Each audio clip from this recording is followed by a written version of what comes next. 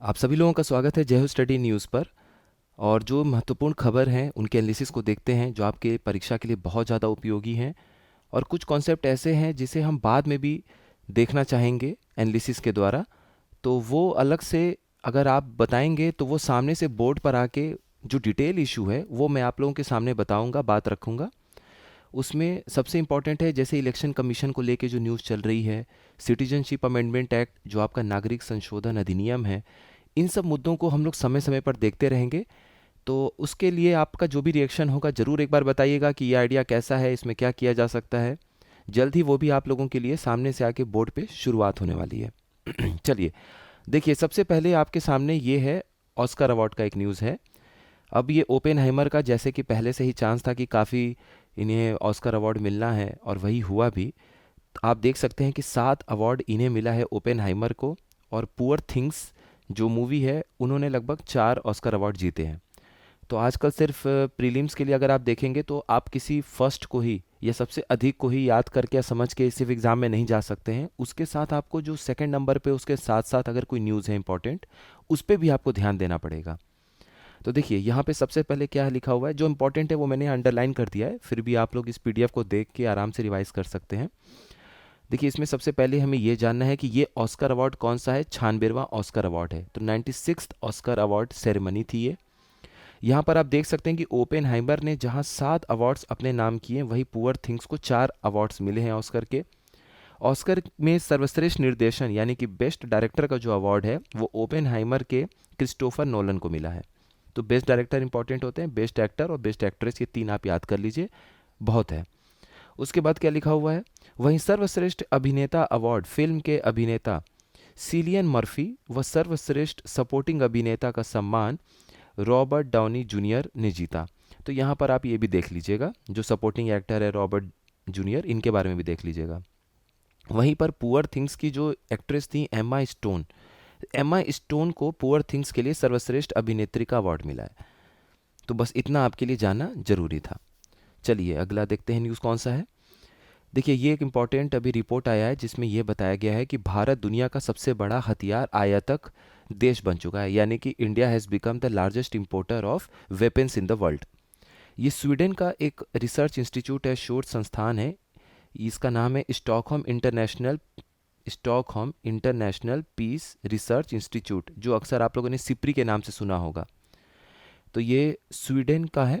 Sweden पे आधारित, ये स्वीडन में मतलब मौजूद है ये शोध संस्थान। तो इसका पूरा नाम है Stockholm International Peace Research Institute, SIPRI. इनका एक रिपोर्ट जारी हुआ है, उस रिपोर्ट के हिसाब से स्वीडन, ये ठीक है, ये तो मान लीजिए वहाँ का है। इनके रिपोर्ट के हिसाब से ये बोला गया कि भारत दुनिया का सबसे बड़ा हथियार आयातक देश है। और भारत में भी अगर आप देखेंगे तो रूस इस मामले में भारत का मुख्य हथियार आपूर्तिकर्ता बना हुआ है। तो कौन सा देश सबसे अधिक हथियार भारत को बेचा है पिछले, ये जो भी आपके सामने ये 2014 से 18 और 2019 से 23 के बीच में जो ये रिपोर्ट दी जा रही है, पिछले 7-8 सालों में आप देखेंगे तो सबसे अधिक ये जो हथियार का इस समय देश है जहाँ से भारत हथियार मंगवा रहा है वो है रशिया। फर्स्ट नंबर पे कौन सा है? रशिया, यूएस नहीं है, फ्रांस नहीं है, याद रखिएगा।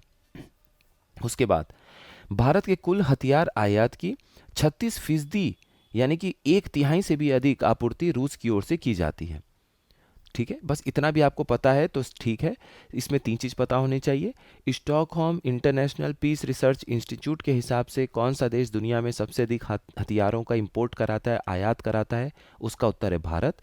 दूसरा इंपॉर्टेंट स्टेटमेंट, कौन सा देश सबसे अधिक हथियार भारत को बेचता है, यानी भारत के लिए सबसे बड़ा आयात करने वाला हथियारों में कौन सा देश है? इसका आंसर है रशिया। अब आपको यहाँ स्टेटमेंट में घुमा के ये पूछ सकता है कि 50% के आसपास भारत अपना हथियार रशिया से खरीदता है, या मान लीजिए 60% कर दे आपके स्टेटमेंट में, तो ये दोनों ही गलत हो जाएगा। सही आपका होगा भारत 36%, यानी एक तिहाई से थोड़ा सा अधिक हथियार, जो उसके कुल हथियारों के एक तिहाई से थोड़ा सा अधिक हथियार आपका रशिया से मंगवाता है। इतना बस जान लीजिए, इसमें अपना काम हो जाएगा। देखिए ये है इंपॉर्टेंट और इसे हम लोग थोड़ा सा डिटेल में भी देखेंगे। अभी देखिए हाल में क्या हुआ है। दो आपके चुनाव आयुक्त थे। एक थे आपके अनूप चंद्र पांडे जी। अनूप चंद्र पांडे का जो समय काल था, इनकी जो कार्यकाल का अवधि था, ये आपका टेन्योर पूरा हो गया और ये रिटायर्ड हो चुके हैं। अब आपको पता है कि किस तरीके से रिटायरमेंट होते हैं इसमें लोग, या तो 65 साल की उम्र आपकी पूरी हो गई हो, या फिर 6 साल का आपका टेन्योर या कार्यकाल पूरा हो गया। जो भी इनमें से पहले हो जाएगा आप रिटायर्ड हो जाएंगे मुख्य चुनाव आयुक्त या चुनाव आयुक्त के किसी भी पद से। तो ये हमारे जो अनुप चंद्र पांडे जी थे, ये तो चुनाव आयुक्त के पद से हो गए हैं रिटायर्ड। तो एक इलेक्शन कमिश्नर की पोस्ट खाली हो गई। दूसरे चुनाव आयुक्त हैं अभी हाल ही में अरुण गोयल, जिन्होंने इस्तीफा दे दिया। तो 3 सदस्यीय चुनाव आयुक्त, मतलब चुनाव आयोग में 3 सदस्यीय टोटल लोग हैं, जिसमें 2 आपके हैं चुनाव आयुक्त और एक है मुख्य चुनाव आयुक्त। अब जो चीफ इलेक्शन कमिश्नर हैं वो तो अभी हैं राजीव कुमार जी, लेकिन बाकी जो इनके साथ के 2 इलेक्शन कमिश्नर या चुनाव आयुक्त थे वो हो गए पद से गायब, मतलब वो पद से हट गए। अब यहाँ पर दोनों पद खाली पड़े हुए हैं, चुनाव नज़दीक है।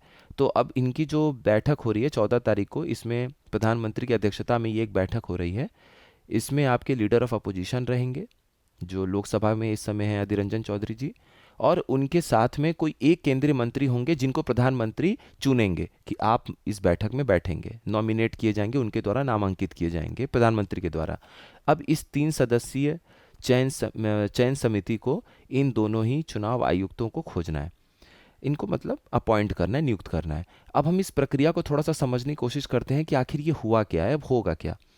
देखिए 2023 के पहले तक जो कानून नहीं बना था संविधान में, आपको पता है कि अनुच्छेद 324 में ये बताया गया है कि एक चुनाव आयोग, मतलब चुनाव जो आयोग है आपका, इस इलेक्शन कमीशन में एक मुख्य चुनाव आयुक्त होगा, और मुख्य चुनाव आयुक्त के अलावा आप कितने भी चुनाव आयुक्त इलेक्शन कमिश्नर्स को रख सकते हैं। राष्ट्रपति समय समय पर जो भी नियुक्त करेंगे, समय समय पर जितने भी बताते रहेंगे कि इतने चुनाव आयुक्तों को रखना है। तो जो नंबर होगा कि कितने मुख्य चुनाव आयुक्त के अलावा चुनाव आयुक्त होने चाहिए, ये राष्ट्रपति बताएंगे समय समय पर। अब इनको जो अपॉइंट करना है, नियुक्त करना है, वो किस तरह से नियुक्त करना है, बाकी जो भी चीज़ें जुड़ी हुई हैं चुनाव आयोग से, वो संसद कानून बना के बताएंगे। तो संसद ने कानून बनाया पिछले साल 2023 में, ठीक है, आप उस कानून को जरूर पढ़ लीजिएगा। उसके तहत क्या हुआ, कुछ बदलाव किए गए हैं। देखिए ये मान लीजिए कि एक आपकी चयन समिति है, इसमें आपके 3 लोग हैं, ठीक है। ये तो प्रधानमंत्री हैं, प्राइम मिनिस्टर, इसमें कोई डाउट नहीं है। उसके बाद जो दूसरे नंबर पे होते थे, ये होते थे मुख्य न्यायाधीश सुप्रीम कोर्ट के, तो चीफ जस्टिस ऑफ इंडिया होते थे। और तीसरे जो आपके होते थे वो होते थे लीडर ऑफ अपोजिशन, ठीक है, अपोजिशन, लीडर ऑफ अपोजिशन। अब देखिए हुआ क्या, जो पिछले साल लाया गया है कानून, उसके हिसाब से ये मुख्य चुनाव आयुक्त जो ये जो मुख्य न्यायाधीश हैं इनको हटा दिया गया। इनकी जगह पे अब बोला गया कि एक केंद्रीय मंत्री होंगे, यूनियन मिनिस्टर, यूएम मान लीजिए, केंद्रीय मंत्री होंगे, और ये नामांकित करेंगे, प्रधानमंत्री बताएंगे कि कौन से केंद्रीय मंत्री होंगे जो मेरे साथ इस चयन समिति में बैठेंगे। तो ये हो गई, चयन समिति में 3 लोग यहाँ पर आ गए। तो आपने यहाँ पर हटा दिया मुख्य न्यायाधीश को जो सुप्रीम कोर्ट के चीफ जस्टिस थे, क्योंकि यहाँ देखिए गवर्नमेंट की तरफ से सिर्फ एक ही बैठे हुए हैं प्रधानमंत्री, बाकी 2 तो अपोजिट में है। तो एक तरीके से कहीं ना कहीं प्रधानमंत्री का निर्णय आपको लगेगा कि गवर्नमेंट का जो निर्णय है वो कहीं ना कहीं माइनॉरिटी में है, ठीक है, माइनॉरिटी में है, और 2 अलग भारी पड़ रहे हैं और एक अलग पड़ रहे हैं यहाँ पे गवर्नमेंट की तरफ से। अब क्या हुआ, अब गवर्नमेंट की तरफ से 2 लोग हो गए, एक तो उनके केंद्रीय मंत्री हो गए, दूसरे हो गए प्रधानमंत्री, और यहाँ पर अब हो गए लीडर ऑफ अपोजिशन अलग। तो 2:1 का रेशियो आ गया। अब गवर्नमेंट का डिसीजन कहीं ना कहीं मेजॉरिटी में नजर आएगा।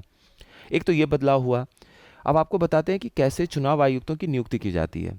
देखिए किया क्या गया है कानून के तहत, जो पिछले साल कानून आया है उसके तहत बोला गया कि केंद्रीय जो आपके लॉ मिनिस्टर होंगे, ठीक है, union minister of law and justice, जो केंद्रीय न्याय और विधि मंत्री हैं, विधि और न्याय मंत्री आपके होंगे एक समिति के हेड, ठीक है, और इनके साथ होंगे 2 सचिव स्तर के लोग। ये 3 लोग हो गए। इनका काम होगा पहले उन नामों का चयन करना। अभी ये क्या कर रहे हैं, अभी ये नामों को छांटेंगे कि वो कौन कौन से लोग हैं जो चयन समिति के सामने उनका नाम पेश होगा, ठीक है। तो ये क्या करेंगे, 2, जैसे अभी मान लीजिए 2 पोस्ट खाली हो गई है आपकी इलेक्शन कमीशन की, तो ये हर एक पद के सामने 5 लोगों का नाम सुझाएंगे, ठीक है। तो यानी कि टोटल 10 लोगों का नाम जाएगा चयन समिति के सामने कि सर ये हैं 5-5 लोगों का नाम, आप इन 5 में से किसी एक को चुन लीजिए और वहाँ पर आप इलेक्शन कमीशन में इलेक्शन कमिश्नर बना दीजिए। ठीक है, तो देखिए क्या होगा, ये 5 में से किसी एक को चुनना है, ये 5 में से किसी एक को चुनना है, इस तरह की बात हो जाएगी। और चयन समिति में जो 3 लोग बैठे होंगे, इस चयन समिति में जो 3 लोग बैठे होंगे, ये एक एक इनको फिर ये 5-5 में से किसी एक को चयन कर लेंगे कि ये हो गए हमारे आपके चुनाव आयुक्त, ये हो गए हमारे चुनाव आयुक्त। ठीक है, चलिए वही चीज़ यहाँ पर बात लिखी हुई है, तो देखिए हम यहाँ देख रहे थे वही जनरल बात यहाँ पर लिखी हुई थी, हमने पूरी प्रक्रिया को समझ लिया। अच्छा, अब देखिए ये यूपी की न्यूज़ है, 5 एयरपोर्टों से मिलेगी यूपी की हसरतों को उड़ान। देखिए मैंने कुछ दिन पहले आप लोगों से पूछा भी था कि कुल कितने एयरपोर्ट हो जाएंगे उत्तर प्रदेश में, तो यहाँ पर आप ध्यान दीजिए, प्रदेश में 5 नए एयरपोर्ट के लोकार्पण के साथ ही यूपी देश में सबसे अधिक एयरपोर्ट वाला राज्य बन गया है। ठीक है, प्रदेश में अब अभी आपकी मौजूदा प्रेजेंट कंडीशन में जब हम और आप बात कर रहे हैं, सुन रहे हैं, तो देखिए 4 अंतर्राष्ट्रीय एयरपोर्ट होंगे और 11 घरेलू एयरपोर्ट होंगे। तो कुल कितने एयरपोर्ट हो गए? 4 इंटरनेशनल एयरपोर्ट हो गए और 11 अपने डोमेस्टिक एयरपोर्ट यानी घरेलू एयरपोर्ट हो गए। तो अभी आज के समय में 15 एयरपोर्ट हो गए हमारे यूपी में।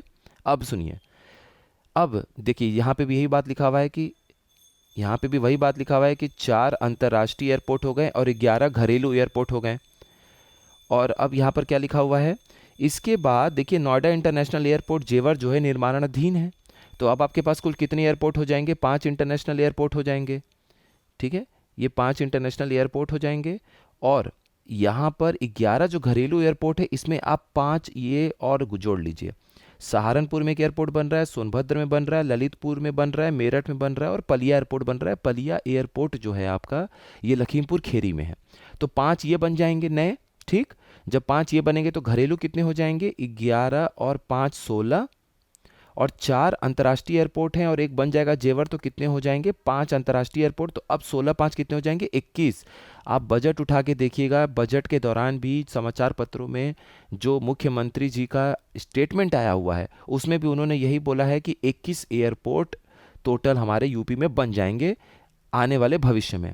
तो अब आप समझें क्या हुआ है, 11 आपके घरेलू एयरपोर्ट हैं जो कि बन रहे हैं या बन गए हैं। ठीक है, 5 ऐसे हैं जो अभी बन रहे हैं, 11 बन गए हैं, 4 ऐसे हैं जो कि अभी आपके पास यूपी में है और एक जेवर बन जाएगा। तो 5 अंतर्राष्ट्रीय एयरपोर्ट हो जाएंगे, 16 घरेलू हो जाएंगे और टोटल हो जाएंगे 21। बजट का जो स्टेटमेंट है मुख्यमंत्री जी का, आप एक बार उनको जरूर देख लीजिएगा, उन्होंने वहाँ पर बोला हुआ है कि 21 एयरपोर्ट भविष्य में हो जाएंगे। अब हम यहाँ पर थोड़ी सी नाम पढ़ लेते हैं, नाम के साथ यहाँ पर दिया हुआ है। प्रदेश में 5 नए एयरपोर्ट, हाँ, प्रदेश में 5 नए एयरपोर्ट के लोकार्पण के साथ ही यूपी देश में सबसे अधिक एयरपोर्ट वाला राज्य बन गया है। प्रदेश में अब 4 अंतर्राष्ट्रीय और 11 घरेलू हवाई अड्डे हो गए हैं। अब नाम के साथ पढ़ते हैं। अभी प्रदेश में आगरा, त्रिशूल, तो आपसे पूछ दे कि त्रिशूल एयरपोर्ट कहाँ पर है? बरेली में। गोरखपुर, हिंडन, हिंडन एयरबेस है गाजियाबाद में। प्रयागराज और कानपुर में घरेलू एयरपोर्ट संचालित है। लखनऊ, वाराणसी, कुशीनगर और अयोध्या में अंतर्राष्ट्रीय हवाई अड्डा है। पीएम मोदी ने रविवार को, जो कि आपका परसों ही था रविवार, तो रविवार को आजमगढ़, श्रावस्ती, मुरादाबाद, चित्रकूट और अलीगढ़ एयरपोर्ट का लोकार्पण किया। तो 5 नए एयरपोर्ट ये लोकार्पण हो गए। ठीक है, और इसके बाद ये 5 ये वो नाम है जो कि अभी बन रहे हैं, इनके बनते ही टोटल घरेलू एयरपोर्ट हो जाएंगे 16 और जेवर एयरपोर्ट के बनते ही हमारे पास हो जाएंगे टोटल 5 अंतर्राष्ट्रीय एयरपोर्ट। इस तरीके से हमारे यूपी में घरेलू और अंतर्राष्ट्रीय एयरपोर्ट मिलाकर हो जाएंगे 21 एयरपोर्ट। चलिए आगे देखते हैं। देखिए अभी भारत और यूरोपियन यूनियन के बीच में बहुत सालों से आपका मुक्त व्यापार समझौता चल रहा था, जिसे हम बोलते हैं फ्री ट्रेड अग्रीमेंट। अब यहाँ पर हुआ क्या है कि स्विट्ज़रलैंड की तरफ से और कुछ और देशों की तरफ से ये एफटीए पे साइन कर दिया गया है, मुक्त व्यापार समझौते पे। इससे अभी हम काफ़ी डिटेल में और भी देखेंगे क्योंकि इस पे न्यूज़ अभी धीरे धीरे बनता जाएगा। अभी फ़िलहाल आप ये देख लीजिए एक न्यूज़ की तरह कि भारत और ईएफटीए ब्लॉक यानी कि आपका ये हो जाएगा European union free trade agreement के साथ अपने व्यापार समझौते के तहत जो कलाई की ये घड़ियां हैं, चॉकलेट है, बिस्किट है, दीवार की जो घड़ियां हैं, जैसी उच्च गुणवत्ता वाले स्विस उत्पादों पर क्रमिक रूप से सीमा शुल्क, जो ये आपका होता है ना इंपोर्ट ड्यूटी, कस्टम ड्यूटी, सीमा शुल्क को समाप्त कर दिया जाएगा। इससे घरेलू ग्राहकों को कम कीमत पर इन उत्पादों तक पहुंचा सकेंगे हम लोग। ठीक है, पहुंच मिलेगी। अब देखिए, ये हमें पता है ना, स्विट्ज़रलैंड के कुछ प्रसिद्ध घड़ी ब्रांड में जैसे रोलेक्स है, स्विट्ज़रलैंड के ब्रांड नेस्ले, ये नेस्ले भी उन्हीं की कंपनी है, तो इनके चॉकलेट्स हो गए, रोलेक्स घड़ी हो गई, ये सब आपको धीरे धीरे कम मिलेगा। अब बस यहाँ पर ये लिखा हुआ है कि ये जो टाइम पीरियड है ना जिसमें ये फ्री ट्रेड अग्रीमेंट को या मुक्त व्यापार समझौते को ये लागू करेंगे, ये लगभग 7 से 10 साल लेंगे, ताकि अपने जो धीरे धीरे प्रक्रिया होती है ये सब, ताकि मान लीजिए जो अपने घरेलू उत्पाद वाले लोग हैं, उत्पादों में जो जुड़े हुए प्लेयर्स हैं, डोमेस्टिक प्लेयर्स हैं, इनको भी मौका मिले धीरे धीरे उसके हिसाब से अपने आप को ढालने का कंपटीशन में। क्योंकि आप अचानक से करेंगे, इम्पोर्ट ड्यूटी जीरो कर देंगे, बाहर की हाई क्वालिटी चीज़ आ जाएगी तो उनका मार्केट डाउन हो जाएगा। इसीलिए ऐसा डिसीजन लिया जाता है। तो इस पे बहुत सारे न्यूज़ है, इसको हम डिटेल में देखेंगे अच्छे से। तो इस तरीके से अपना ये न्यूज़ एनालिसिस आज कंप्लीट होता है। बहुत जल्द अब हम लोग डिटेल के साथ में बड़े बड़े इश्यूज़ पे सामने बोर्ड पे मिलेंगे। ठीक है, आप लोग ज़रूर बताइएगा, आप लोग का सुझाव जो भी रहेगा उस हिसाब से डिसीज़न लिया जाएगा। बहुत बहुत धन्यवाद, आप लोग अच्छे से पढ़ते रहिए।